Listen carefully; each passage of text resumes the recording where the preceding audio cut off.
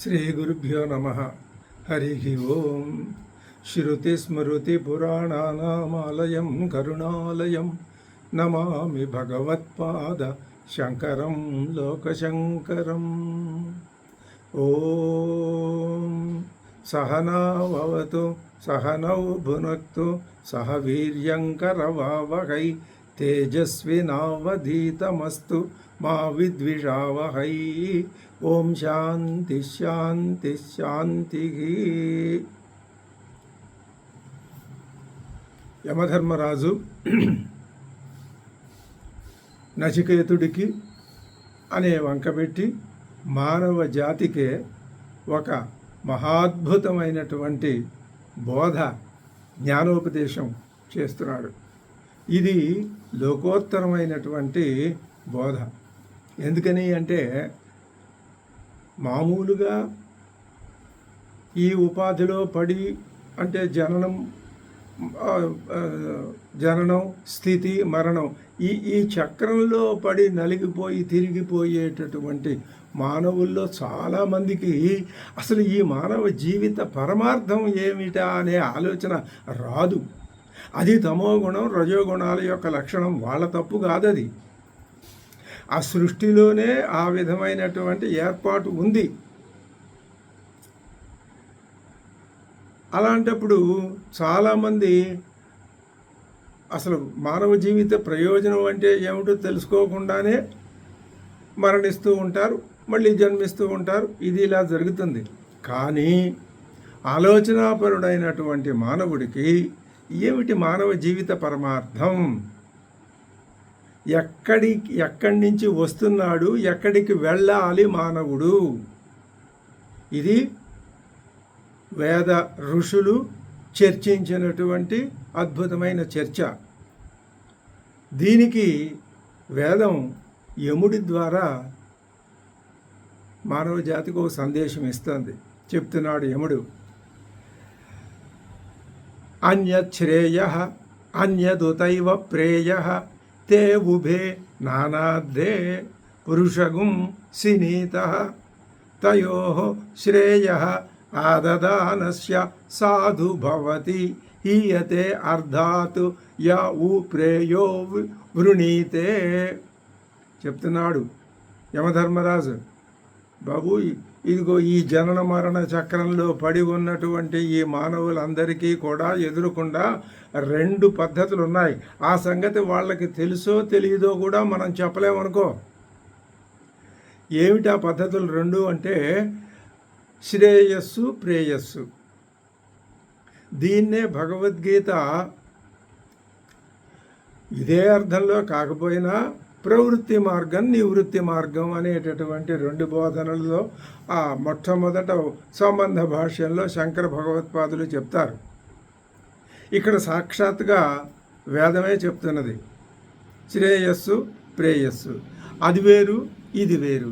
ఈ శ్రేయస్సు ఏం చేస్తుందయ్యా అంటే అది ఆ రెండూ కూడా పురుషుణ్ణి సినీతః బంధిస్తున్నాయి. అయితే ఆ రెండింటిలో కూడా శ్రేయో మార్గంలో ఎవరైతే వెళ్తారో వాళ్ళకి శుభం జరుగుతుంది.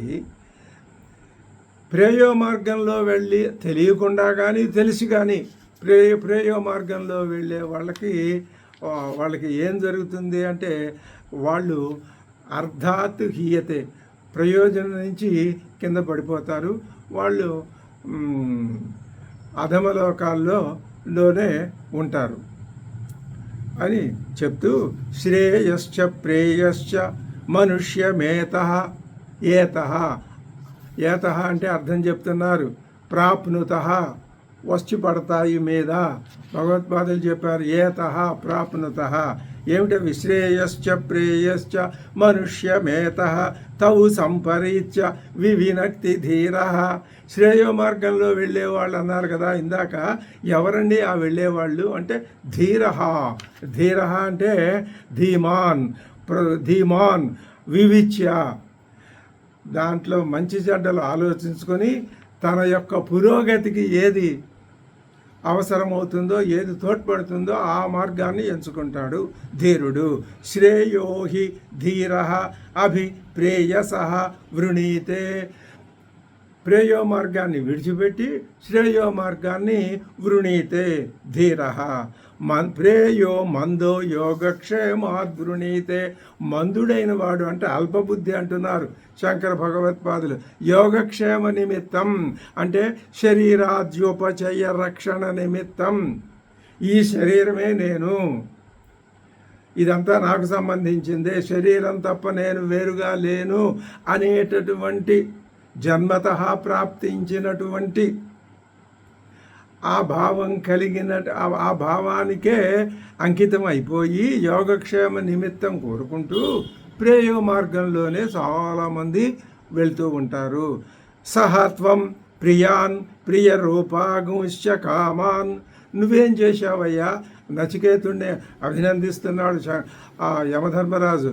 నువ్వేమో ప్రియాన్ ప్రియ రూపాన్, నీవు పుత్రపౌత్రాది ప్రియమైన వస్తుజాలాన్ని, ప్రియ రూపాన్ మరి సౌందర్యవతులైనటువంటి ఆ స్త్రైణాన్ని, నువ్వు కామాన్ కోరికల్ని, అభిధ్యాయన్ నచికేతో అత్యాశ్రాక్షి వాటిని నువ్వు వాటిల్లో ఉన్న మంచి చెడ్డలు తెలుసుకొని నువ్వు విడిచిపెట్టేశావు.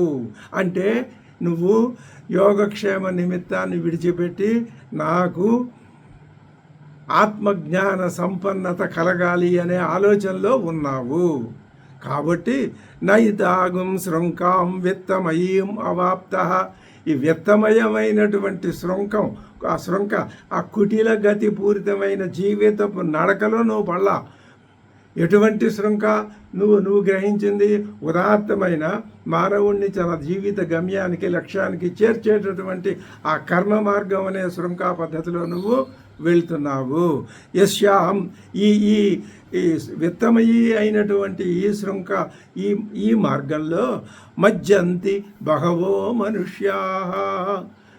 ఇంకా వివరంగా దూరమేతే విపరీతే విషూచి. నువ్వు ఏమనుకుంటున్నావు అంటే ఈ రెండు కూడా ఎదురుకుండా ఉన్నాయని పెద్దలు అంటున్నారు కదా, మరి ఈ రెండు ఒకటేనేమో అని అనుకోవచ్చు సహజంగా. కానీ ఇవి ఒకటి కాదు. దూరం ఏతే, దానికి దీనికి హస్తిమశకాంతరం తేడా ఉన్నది. విషూచి, దాని మార్గం వేరు, దీని మార్గం వేరు. అవిద్య యాచ విద్యేతి జ్ఞాత. అందులో శ్రేయో మార్గాన్ని విద్య అంటారు, ప్రేయో మార్గాన్ని అవిద్య అంటారు. నువ్వు విద్యాభీప్సినం నచికేత సంమన్యే. ఓ నచికేత, నువ్వు విద్యాభీప్సినం ఇది మన్యే. నువ్వు విద్యను కోరుకున్నావయ్యా. నీ ఇష్టం, నీ అభీష్టం విద్య మీద ఉన్నది. మన్యే నత్వా కామ బహవో అలోలు పంత. నిన్ను ఏమాత్రం ఈ కోరికల పుట్టలు ఆకర్షించలేకపోయినాయి. కాబట్టి అవిద్య, కొంతమంది ఏం చేస్తారయ్యా అంటే అవిద్యాయామంతరే వర్తమానా స్వయం ధీరా పండితం మన్యమానా దంద్రమ్యమాణా పర్యంతి మూఢా అంధేనైవ నీయమానా యథాంధాగా. ఇప్పుడు ఇందులో కొంతమంది ఏం చేస్తారయ్యా అంటే అవిద్యాయామంతరే, ఘనీభూతమైనటువంటి తమసి చీకటిలాగా ఉన్నటువంటి అవిద్య యొక్క మధ్యలో వర్తమానా ప్రవర్తిస్తూ ఉంటూ జీవిస్తూ ఏం చేస్తారు? స్వయం ధీరా పండితా మన్యమానా. తామే పండితులం అనేటటువంటి అహంభావాన్ని కలిగి ఉండి ఏం చేస్తారు వాళ్ళు? దంద్రమ్యమాణా ఏం చేస్తారా? కుటిలాం అనేక రూపాం గతిం గచ్చంతః. అలా అనుకునేవాళ్ళు అంటే ప్రేయో మార్గంలో వెళ్ళేవాళ్ళు వంకర టింకర అయిన మార్గంలో వెళుతూ ఉంటారు. అది ఏమిటా వంకర టింకర మార్గం? వాళ్ళ ప్రవర్తన, వాళ్ళ నైతిక అనైతిక అది కాదు. అసలు ఆ మొత్తం ప్రజానీకానికి అంతటికి అటువంటి వాళ్ళందరికీ సంబంధించినటువంటి మార్గమే కుత్సితమైంది.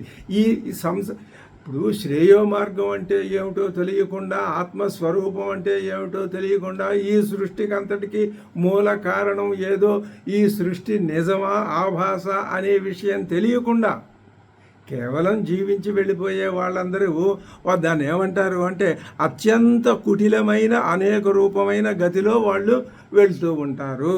పరియంతి, అదే పనిగా అందులో పడి ఎవరు వాళ్ళు దంద్రమ్యమాణ, ఆ కుటిల మార్గంలో తిరుగుతూ.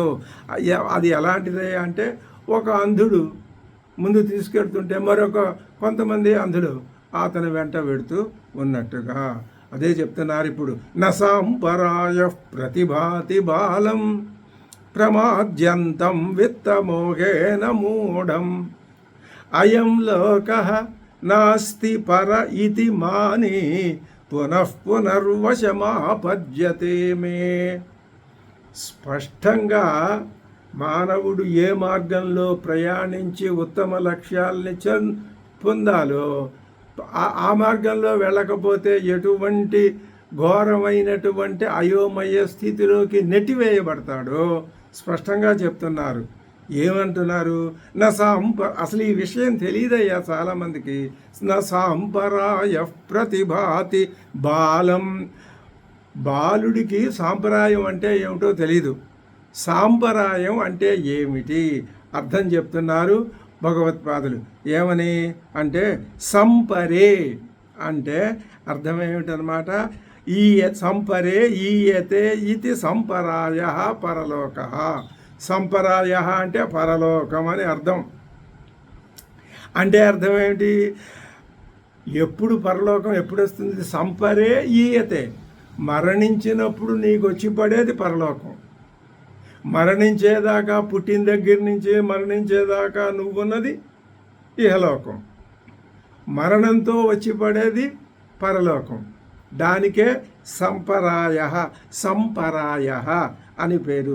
సంపరే ఈయతే ఇది సంపరాయ, అర్థం పరలోక. తత్ప్రాప్తి ప్రయోజన సాధన విశేష శాస్త్రీయ సాంపరాయ. అంటే తత్ప్రాప్తి ప్రయోజన, దానిని పొందటమే ప్రయోజనంగా శాస్త్రంచే విధించబడినటువంటి విశిష్టమైన సాధనం, దాన్ని సాంపరాయములు అంటారు. పరలోకాన్ని పొందించే సాధనాల్ని సాంపరాయములు అంటారు. ఆ సాంప్రదాయములు అనేవి ఏమిటో, ఎలా ఉంటాయో, వాటి స్వరూప స్వభావాలు ఏమిటో బాలం ప్రతి న ప్రతిభాతి. ఆ సాంప్రదాయం పరలోక సాధన విధానం, సాధన విశేష శాస్త్రీయ సాంప్రదాయ సహా చ బాలం అవివేకినం ప్రతి న ప్రతిభాతి. బాలుడికి అసలు ఆ సాంప్రదాయం అని పరలోకం ఉన్నదని, దానికి ఆ పరలోకం అంటే ఉత్తమలోకం, స్వర్గాది లోకాలు, దాన్ని మనం సాధించడానికి కావలసిన సాధనాలు ఏమిటా అనే విషయం నా ప్రతిభాతే, అతడికి ఊహకి కూడా అందవు. న ప్రకాశతే న ఉపతిష్టతే ఇచ్చేతతో. ప్రకాశతే అతని బుద్ధిని వెలిగించలేవు ఆ విషయంలో. అంతేకాదు నా ఉపతిష్టతే, అసలు అతడి బుద్ధికి కూడా తోచవు. ప్రమాద్యంతం విత్తమోహేన మూఢం అయం లోక. అయం లోక అనుకుంటాట.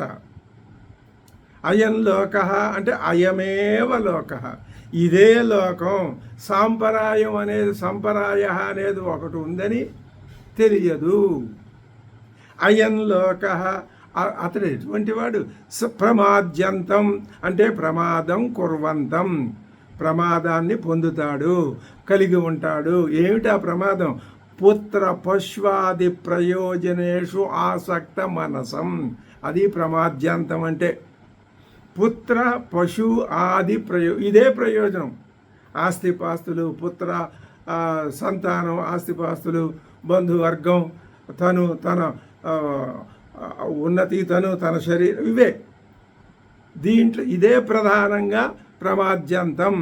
దేనికి ఇలా ఎందుకు పడతాడు? విత్త మోహేన అంటే విత్త నిమిత్తేన అవివేకేన. ధనం అనేదే అతడి యొక్క వివేకంలో ఉన్న, అతడి లిస్టులో ఉన్న ప్రధానమైన పాయింట్ తప్ప ఇంకా వేరొకటి లేదు. అందుకని ప్రమాద్యంతం విత్తమోహేన అలాంటి వాడిని ఏమంటారండి? మూఢం అని చెప్తున్నారు. తమసాచ్ఛన్నం సంతం అజ్ఞానంతో చీకటితో చీకటితో చుట్టివేయబడినవాడు. దేనికి లోబడినవాడు? పుత్ర పశ్వాది ప్రయోజనేషు ఆసక్త మనస్కుడు ఎవడైతే ఉంటాడో అతడు ఏమనుకుంటాడు? అయమేవ లోకః, ఇదే లోకం. ఏది? తాను ఈ ఉపాధిలో ప్రవేశించి ఈ భూలోకం, ఇదిగో ఇది ఈ కనిపించేది ఈ జగత్తు. అయమేవ లోకః, అయమేవ లోకః అంటే అర్థం చెప్తున్నారు. యహ అయం దృశ్యమానః, కంటికి కనిపించేదే. ఎలా కనిపిస్తుంది? స్త్రీ అన్నపానాది విశిష్ట, అన్నపానాలు మరి భోగాలు ఇలాంటి వాటికి సంబంధించినటువంటి ఈ లోకమే అనే తప్ప నా అస్తి పరః అదృష్ట లోక, ఇది దృష్ట లోక, అది అదృష్ట లోక. కనపట్టలేదుగా కాబట్టి లేదు అనుకుంటాడు. ఇది కనపడుతోందిగా ఇదే యథార్థం అనుకుంటాడు. ఇలాంటి వాళ్ళని ఏమంటారు? ప్రమాద్యంతం అంటే ప్రమాదం కుర్వంతం, నెత్తి మీదకి ప్రమాదాన్ని తెచ్చి పడేసుకున్న వాళ్ళు పుత్ర పశ్వాది ప్రయోజనేషు ఆసక్త మనస్కులు, విత్తమోహం కలవాళ్ళు, మూఢులు. అయమేవ లోక నా పరలోక ఇది మన్యంతే. వాళ్ళు ఏం చేస్తారు? ఇది ఏవం మనసి మరణశీల పరః అదృష్ట లోక నా ఇది మరణశీల మాని పునః జనిత్వా వశం మదధీనతాం ఆపద్యతే. మాటికి పుడుతుంటారు పోతుంటారు. ఈ జరిగే సృష్టి యొక్క విధానం అంతా ఇదే. మనం కూడా అందులో భాగంగానే జననాన్ని పొందాము. మనమేమి మినహాయింపు కాదు. పర్వాలేదు, మన తిట్టట్లేదులే. ఎవరు? యమధర్మరాజు శంకర భగవత్పాదులు ఏదో ఒక మాట అంటే అంటారులే. ఏమర్థం చెప్తున్నారయ్యా? ప్రమాద్యంతం అంటే పుత్ర పశ్వాది ప్రయోజనేషు ఆసక్త మనసం, మూఢం అంటే తమసాచ్ఛన్న మనస్కం. ఏం తిట్లివి! మూఢుడు. మరి ప్రమాద్యంతం విత్తమోహేన మూఢం అయం లోక దృష్ట అయమేవ లోక అదృష్ట లోక నాస్తి అని ఈ విధంగా అనుకుని మదధీనతాం మద్వశత్వం ప్రాప్నువంతః, నా వశంలోని యమధర్మరాజు అంటున్నాడు అంటే అర్థమేమిటి? జనన మరణాది ఆ లోకంలో పడుతున్నాడు అని అర్థం. అదేమిటి? అది చెప్తున్నారు. జనన మరణాది లక్షణ దుఃఖ ప్రబంధారూఢ, దాంట్లో పడిపోతాడు. ప్రవాహం జనన మరణాది లక్షణాలు, వీటి యొక్క దుఃఖం. పోనీలేవయ్యా, పడ్డాడు, పడితేనేమి పర్వాలేదు, బాగానే ఉన్నాడు కదా, సుఖ సంతోషాలతో. ఏమి సుఖ సంతోషాలు? దుఃఖం. జీవితం అంతా దుఃఖమయమే. దుఃఖిస్తూనైనా ఉంటాడు. కానీ ఈ దుఃఖం నాకు ఎందుకు వచ్చింది? దీన్ని నాకు ఎవరు నా నెత్తి మీద పడేశారు? ఎవరైనా పడేశారా? లేకపోతే నేనే తెచ్చి ఇది అందులో నా నెత్తి మీద నేనే పడేసుకున్నానా అనే ఆలోచన రాదు, ఎప్పటికీ రాదు. ఆ దుఃఖం వచ్చి పడితే దుఃఖంలో మునిగిపోయి బాధపడుతూనే ఉంటాడు, ఏడుస్తూనే ఉంటాడు. దంద్రమ్యమాణ పర్యంతి మూఢ. దంద్రమ్యమానత్వం అంటే అదే. అంతే తప్ప వివేచన జ్ఞానం ఉదయించదు. ఏమని? ఈ దుఃఖం ఏమిటి? అసలు దుఃఖ స్వభావం ఏమిటి? సుఖ స్వభావం ఏమిటి? సుఖం వచ్చినప్పుడు మాత్రం బ్రహ్మాండంగా ఎగిరి గంతులేస్తాడు. అంతా నాదే ప్రతాపం పౌరుషం అని విర్రవీగుతూ ఉంటాడు. దుఃఖం వచ్చినప్పుడు తిట్టుకుంటూ ఉంటాడు, ఆ భగవంతుడిని తిడతాడు. ఇది లోకంలో ఉండే పద్ధతే. అదే చెప్తున్నారు భగవత్పాదులు. జనన మరణాది లక్షణ దుఃఖ ప్రబంధారూఢ. ఆ ప్రవాహంలో పడి కొట్టుకుపోతూ ఏవ భవతి, అలాగే అయిపోతాడు. ఇది అర్థ అని దీనికి అర్థము. దేనికి?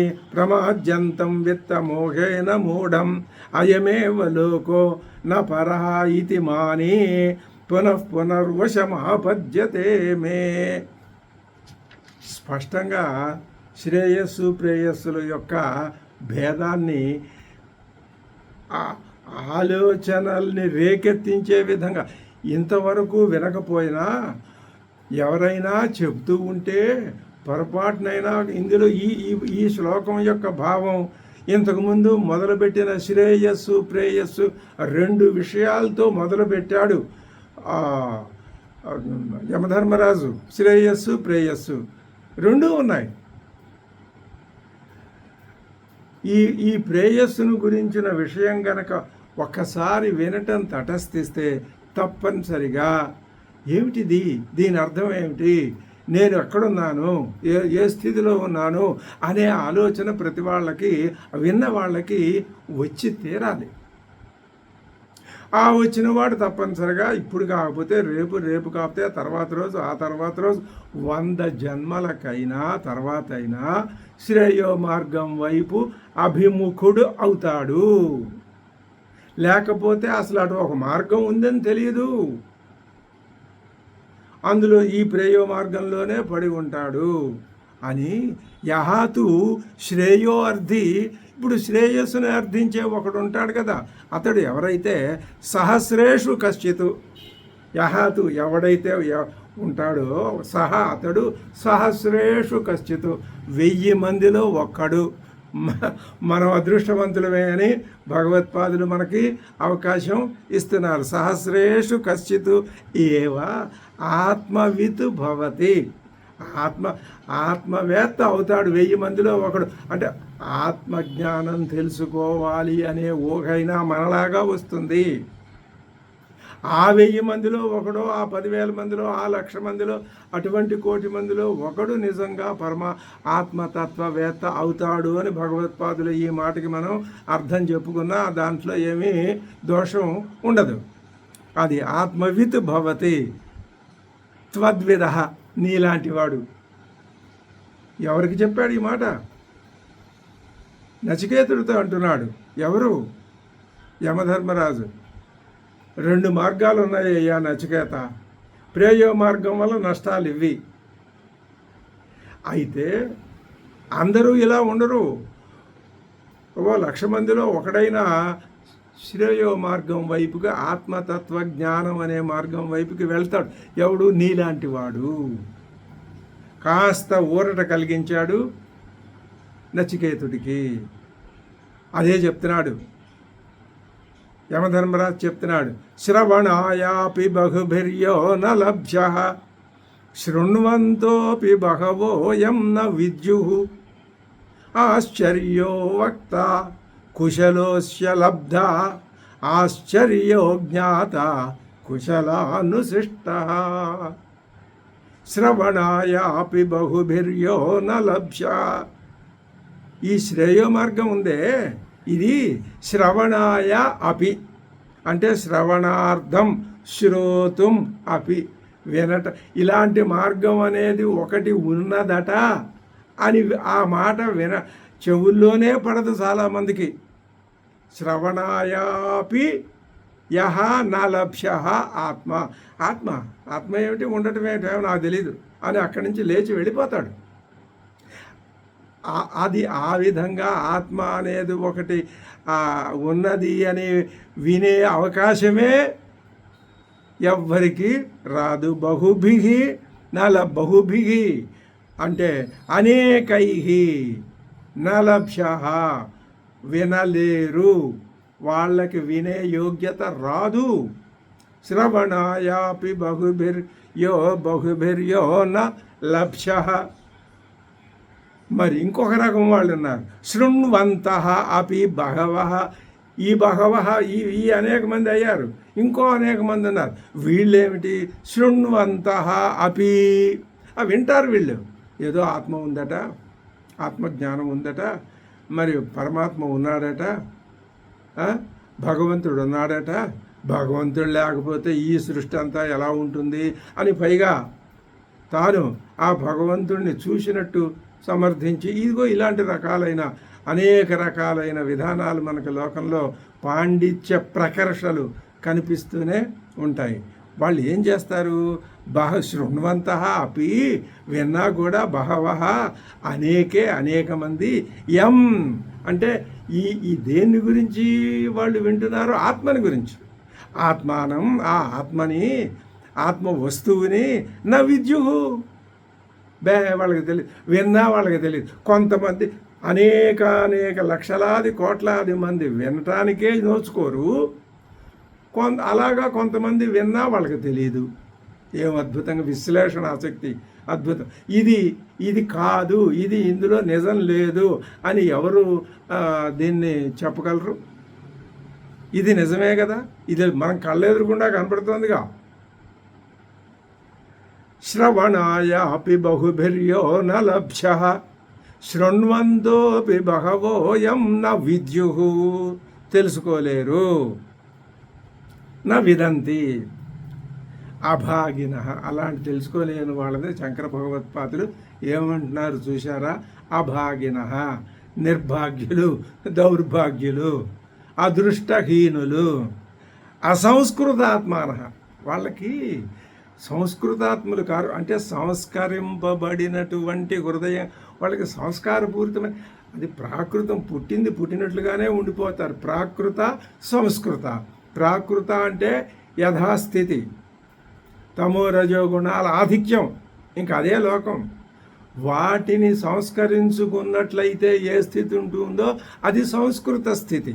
సంస్కృత స్థితిలో తమో రజోగుణాల ప్రాబల్యం ఎక్కువ ఉండదు, అసలు లేకుండా పోదు, ఇప్పుడు ఉంటుంది. ఒక్క మాట, ఈ ఉపాధి ఉన్నంతకాలంతో ఎంత గొప్ప మహాపండితుడు, ఎంత వేదాంతి ఎవ్వరైనా కానివ్వండి, దేశం పట్టని కీర్తి ప్రతిష్టలు సంపాదించనివ్వండి, ఒక్క శంకర భగవత్పాదులు తప్ప, అలాంటి మహానుభావులు తప్ప, సామాన్యులు వాళ్ళకి ఏమిటది అంటే వాళ్ళంతా అసంస్కృత, ఈ తమో రజోగుణాల ప్రభావం ఉండి తీరుతుంది. అయితే తమ భేదం. వీళ్ళని ఏమంటున్నాడు? అభాగిన అసంస్కృతాత్మన నా విజానీయు, వాళ్ళకి శ్రేయో మార్గం అంటే ఏమిటో తెలియదు. కించ, ఇంకో మాట కూడా ఉంది, ఏమిటో చెప్పమంటారా? అస్య వక్తాపి ఆశ్చర్య. అసలు ఈ బాబు రండి, మీరు కూర్చోండి, నేను చెప్తున్నాను వినండి, మీరు జీవించే విధానమే జీవితం కాదు, ఉత్తమమైన జీవితం ఎలా ఉంటుంది అని చెప్పేవాడే లేడయ్యా. ఆశ్చర్య అద్భుతమదేవ, అలా చెప్పేవాడిని చూసి ఆశ్చర్యంగా చూస్తారు జనం. మరి అనేకేషు కశ్చిదేవ భవతి, కోట్ల మందిలో అసలు ఈ మార్గాన్ని గురించి ఉన్నదని చెప్పేవాడు కశ్చిదేవ, ఎప్పుడో ఒక్కడే ఉంటాడు. తథా శ్రుత్వాపి, ఆ విధంగా విన్నప్పటికీ అస్య అంటే ఈ ఆత్మ యొక్క కుశల నిపుణ ఏవ అనేకేషు లబ్ధ కశ్చిదేవ భవతి. అంటే అందులో ఈ విధమైనటువంటి నిపుణుడు, ఈ ఆత్మని అనేకుల్లో నిపుణుడైన వాడు ఒక్కడు మాత్రమే పొందేవాడు ఉంటాడు. కశ్చిదేవ భవతి ప్రాప్తుం యోగ్యః.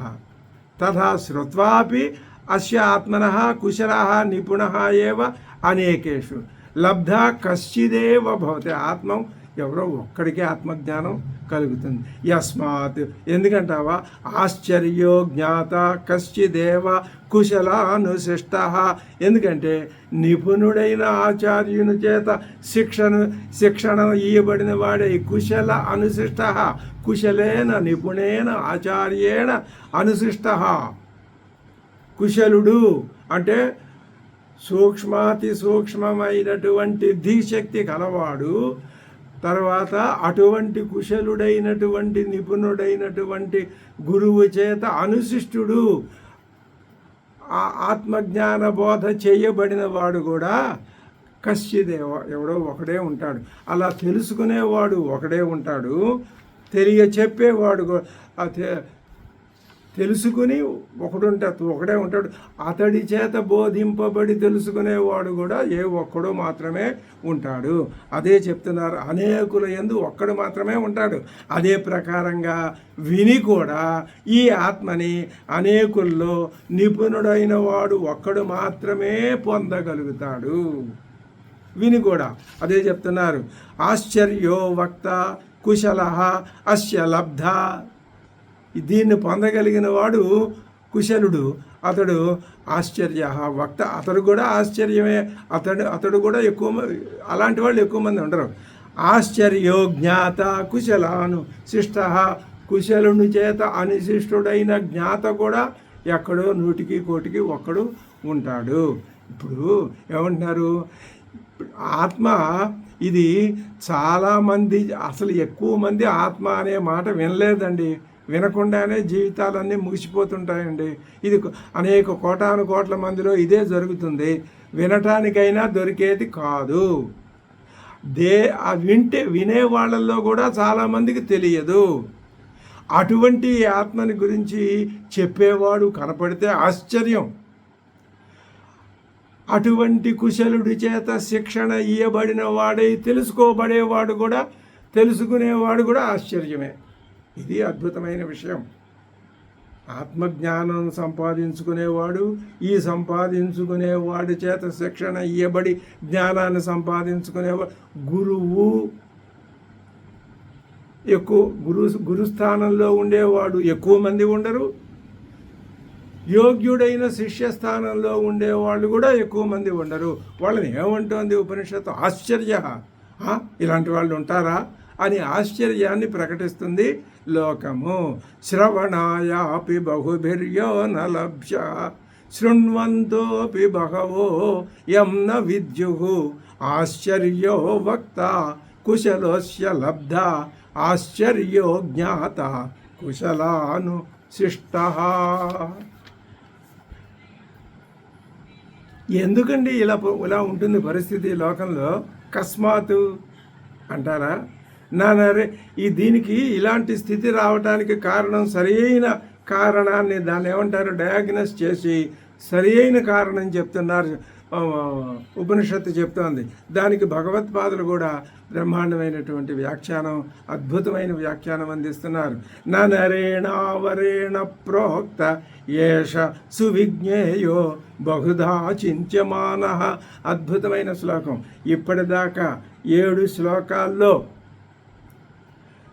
ఆ శ్రేయో మార్గం ప్రేయో మార్గాన్ని వివరించి, ఏ మార్గంలో వెడితే ఏ లాభాలు ఉంటాయో కూడా వివరించి,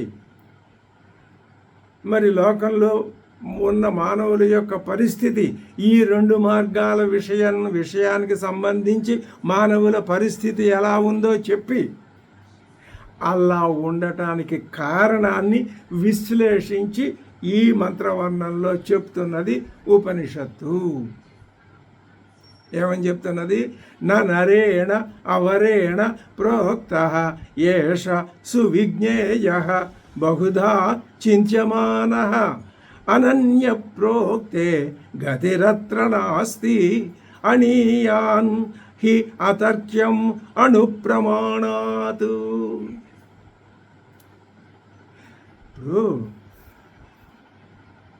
వేదం ఎలా చెప్తా? అనేక ప్రకారాలుగా ఆత్మని గురించి ప్రతిపాదించి ఒక రకంగానా అనేక రకాలుగా చెప్తూ ఉన్నా కూడా స్థూల బుద్ధి గల మనిషి కనుక బోధించినట్లయితే అది అంత తేలిగ్గా తెలియదు. భేద బుద్ధి లేని వాడే దీన్ని బోధించాలి. అలా బోధిస్తే ఆ బోధలో ఏ విధమైన చిత్త విక్షేపం ఉండదు. లేదా అనే విషయం తర్వాత ఉంచుదాం. ముందు ఈ విషయాన్ని పరిశీలిద్దాం. అనేక ప్రకారాలుగా ప్రతిపాదింపబడుతోంది లోకంలో ఈ ఆత్మజ్ఞానం. ఎవరెవరి చేత? స్థూల బుద్ధుల చేత, సూక్ష్మ బుద్ధుల చేత. అది చెప్తున్నారు. హి అంటే కదా, అంతే కదా. ఏమిటి? నరేణ నా వ్యతిరేకార్థం కాదు. ఏమిటి కాదు? నరేణ మనుష్యేణ అవరేణ ప్రోక్త. అవరేణ అంటే హీనేన ప్రాకృత బుద్ధిన, బుద్ధి యొక్క సంస్కారం లేకుండా, అసలు ఆత్మ అంటే ఏమిటో తెలియకుండా, ఆత్మస్వరూపం అంటేనే తెలియకుండా ఆత్మను గురించి ఎవరైనా గనక చెప్పినట్లయితే అటువంటి చెప్పే వ్యక్తిని ఉపనిషత్తు ఏమని నిందిస్తున్నది? అవరేణ నరేణ. అవర అంటే అర్థం చెప్తున్నారు, హీనుడైనటువంటి మానవుడి చేత గనక ఇంకా ప్రాకృత బుద్ధిన. ఇందాక భగవత్పాదులు చెప్పారు, ఈ మాటలు చూసి ఆయన అక్కడ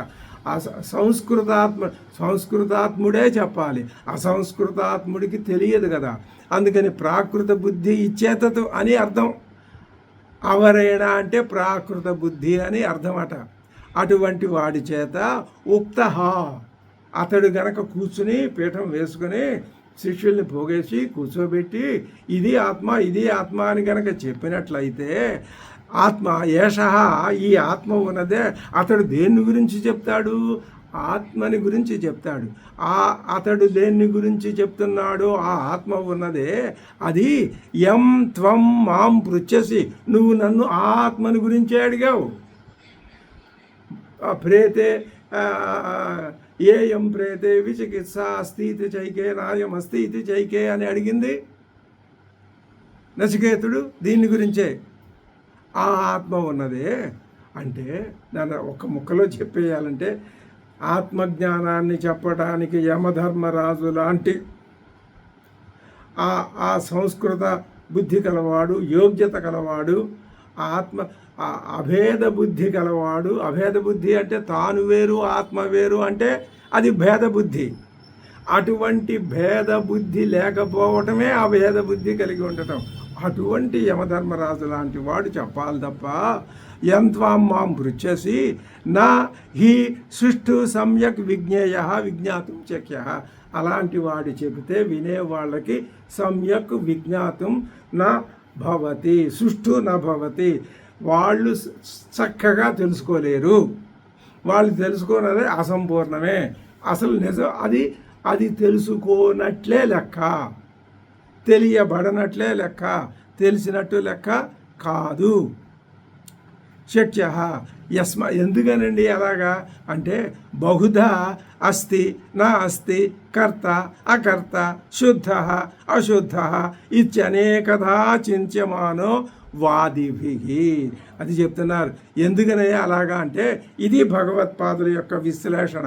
దానికి కారణం చెప్తున్నాడు ఆయన. ఏమని చెప్తున్నాడు అంటే వాదులు అంటే ఎవరు? ఒక్కొక్కళ్ళు ఒక్కొక్క రకంగా వాదిస్తారు. ఎవరైనా అంటే సరి అయిన ఆత్మజ్ఞానం లేక తాను ఒక పద్ధతి, నా పద్ధతిలో నేను చెప్తాను, అది ఆ పద్ధతులు చెప్తున్నారు. ఏమిటవి? ఆత్మ ఉన్నది అందరూ మతవాదులు అంటున్నారు. ఈ మాటకి మతవాదులంతా ఆత్మ ఉన్నది అంటారు. లేదు అంటున్నారు కొందరు. వీళ్ళని శూన్యవాదులు అంటారు. ఆత్మయే కర్త అంటారు కొందరు. వీళ్ళు నైయాయికులు, మతవాదులు కూడా. కర్త ఆత్మ అంటారు. మరికొంతమంది కర్త కాదు అంటారు. వీళ్ళెవరు? సాంఖ్యులు. మరికొంతమంది ఆత్మశుద్ధం అంటారు. వీళ్ళెవరు? కర్మఫల సంబంధం లేదు, ఆత్మకి కర్మఫల సంబంధం అంటదు, అది శుద్ధం అని కొంతమంది అంటారు. శుద్ధం కాదు అంటారు కొందరు. వీళ్ళెవరు? నైయాయికులు, కర్మ మీమాంసకులు, మతవాదులు. ఈ విధంగా అనేక ప్రకారాలుగా భావన చేయబడుతోంది. కాబట్టి లోకంలో ఉన్నటువంటి అనేక విధాలుగా ఈ ఆత్మజ్ఞానం ఏ విధంగా రకరకాలుగా భావింపబడుతుందో యథార్థ రూపంగా ఎవరూ చెప్పట్లేదు. అందరూ తమకు తోచిన విధంగా చెప్తున్నారు. దాన్ని ఉపనిషత్తు ఏమన్నది? దానికి చక్కగా ఓ పేరు పెట్టి అవరేణ నరేణ యది ప్రోక్త, అవరుడైన ప్రాకృతుడైన అప్రాకృతుడు కానీ, అసంస్కృతుడైన సంస్కృతుడు కానీ గురువు గారు కనుక చెప్పినట్లయితే అందులో రకరకాల ఇవన్నీ చెప్పారు, మతభేదాలు చెప్పారు. ఇదిగో ఈ పరిస్థితి లోకంలో దాపురిస్తుందే తప్ప అసలు విషయం శిష్యులకి తెలియదు, అంటదు, వాళ్ళకి ఆ జ్ఞానం కలగదు. నరేణ అవరేణ ప్రోక్త ఏష న సువిజ్ఞేయ. అవరేణ ప్రోక్త యది న సువిజ్ఞేయ, సువిజ్ఞేయం కాదు. ఎందుకని? బహుధా చింత్యమాన. రకరకాలుగా ఆలోచిస్తారు. ఒకడు ఒక రకం. మళ్ళీ అవరైన నరుల్లో ఎంతమంది రకాలు ఉన్నారు చెప్పారు కదా ఇప్పుడు. అంటే ఆత్మ ఉన్నదని ఒక రకం, లేదని ఒక రకం, కర్త అని ఒక రకం, కర్త కాదని ఒక రకం, మరి శుద్ధం అని ఒక రకం, శుద్ధం కాదని ఒక రకం.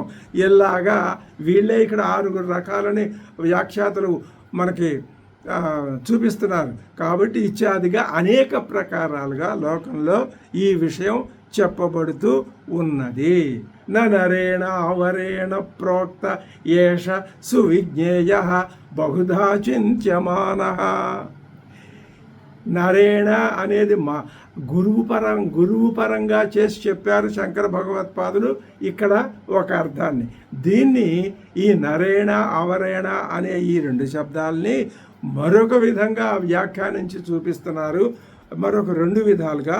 అవి ఏమిటో మనం తర్వాత తెలుసుకుందాం. ఓం సహనావతు సహనౌ భునక్తు సహ వీర్యంకరవావహై తేజస్వినావధీతమస్తు మా విద్విషావహై. ఓం శాంతి శాంతి శాంతి.